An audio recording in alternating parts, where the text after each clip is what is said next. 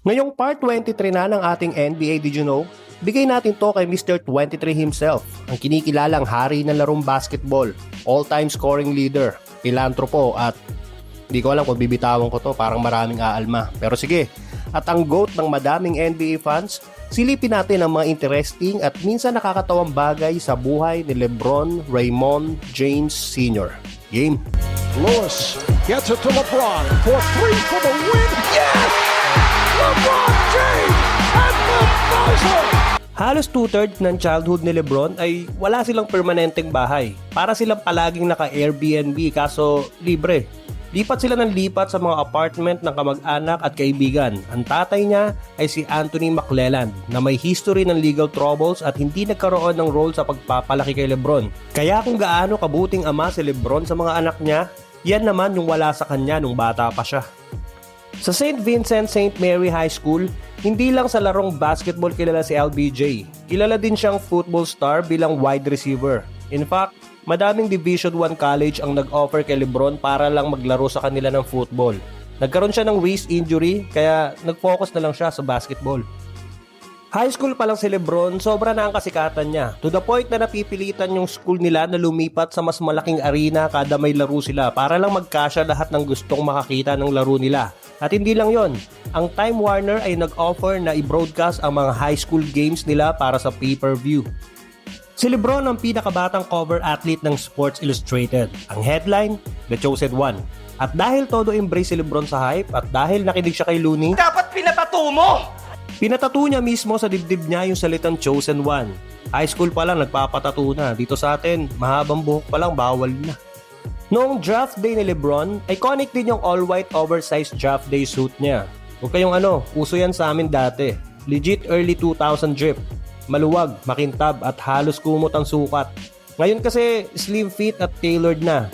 Dati, parang free size ng ukay. Shoutout sa mga nag-elephant dati. Pero ngayon, nakatago pa rin yung suit na yon kay LeBron. Keep safe kumbaga ng simula ng journey niya sa NBA. Alam mo ba na ambidextrous si LeBron? Sa simpleng salita, kanan siya sa basketball pero kaliwete sa pagsusulat.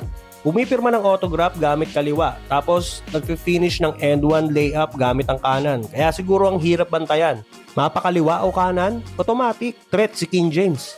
Naregaluhan si LeBron ng nanay niya nung 18th birthday niya ng brand new Hummer H2 na naging issue dahil bawal tumanggap ng major gift or sponsorships ang kahit sinong amateur player. Kasi pwede ito makaapekto sa amateur status nila. Kaya nagkaroon ng konting investigation. Ang chismis, baka may booster o illegal benefits daw. Pero ang totoo, at napatunayan naman na galing sa utang ng nanay niya yung kotse. So, legit gift talaga. Umuubos si LeBron ng $1.5 million kada taon para sa health niya. May personal chef, barber at kahit hyperbaric chambers para tulungan yung katawan niya mag-recover. Nandiyan ang strength and conditioning team, medical and physical therapy, nutrition and supplements, sleep optimization, dietitian at marami pang iba. Alam na ng marami yung The Decision TV special ni LeBron noong 2010. Pero hindi madami ang nakakaalam na yung show na yon ay kumita ng $6 million o sa pera natin noon, roughly nasa 270 million pesos. At lahat yon diniretso ni LeBron sa charity. Kaya kahit maraming drama noon, good cause pa rin ang resulta. Sa Miami Heat, number 6 ang jersey number na ginamit ni LeBron dahil niretire ng Miami Heat ang number 23 bilang tribute kay Michael Jordan. Kilala ding philanthropist si LBJ sa dami ng tinutulungan niyang charities at noong 2018, binuksan niya yung I Promise School sa Akron, Ohio. Umabot sa $41 million ang nagastos para sa school. Kasama ang scholarship, support programs at facilities. Libre din ang bikes, uniforms, meals, tutoring, counseling at family services.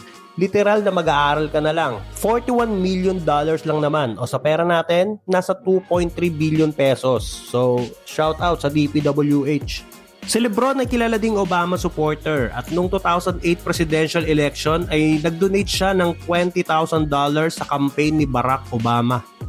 Isa pa sa mga rumors kay LeBron James ay nalink siya sa grupong Illuminati. Tinutukoy ang tattoo niyang Chosen One, ang luxury lifestyle niya at yung pagkakataon na minsang gumagawa siya ng triangle hand sign sa laro. Pero syempre, puro theory lang ito.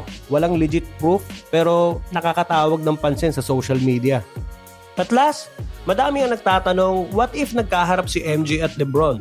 Pero alam mo ba noong 16 years old si LeBron, nakalaro na siya sa pick-up game kasama si Michael Jordan at iba pang NBA stars tulad ni Anton Walker, Penny Hardaway, Ron Artest at Michael Finley. Hindi na chismis to kasi mismong si LeBron ang nagpatotoo sa isang interview. Kahit si Meta World Peace na nandoon din sa laro, nagsabing nahirapan silang depensahan si LeBron dahil sa lakas at galing niya. Ayon kay LeBron, kinakabahan pa siya noong una pero halos unguardable daw siya noon. So sayang, walang clip. Malamang madami na naman ang mag-aaway ngayon sa hindi matapos-tapos na GOAT debate. At yan ang ilan sa mga interesting na bagay sa buhay at karir na nag-iisang hari ng NBA. Alam kong madami pa akong hindi na isama. Paki-comment nyo na lang sa baba yung iba pa. Babasahin natin yan. Palambing na din ang ating YouTube channel kung gusto mo pa ng mga ganitong klaseng NBA kwentuhan. LeBron James, a shot in history.